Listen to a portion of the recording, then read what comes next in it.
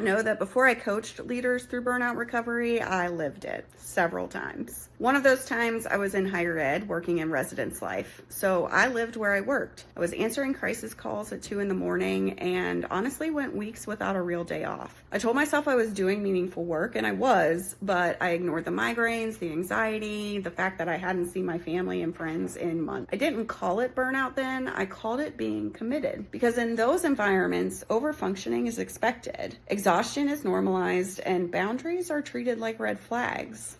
And my worst experience with burnout was more recently. I was in corporate at a company that marketed itself as people first. On paper, it had all the right things going. B Corp, equity focused, and mission driven. But behind the scenes was a little different. Closed door communication, rash decisions, changing success markers, and a good amount of gaslighting. I was throwing up before meetings, I was having panic attacks during meetings, and I was still taking on more and more work, thinking that if I could just be better, it would get better. What I've learned is that burnout is about misalignment with your values, your strengths, your role, and your capacity. Before I ever built a framework or facilitated a training, I had to rebuild myself.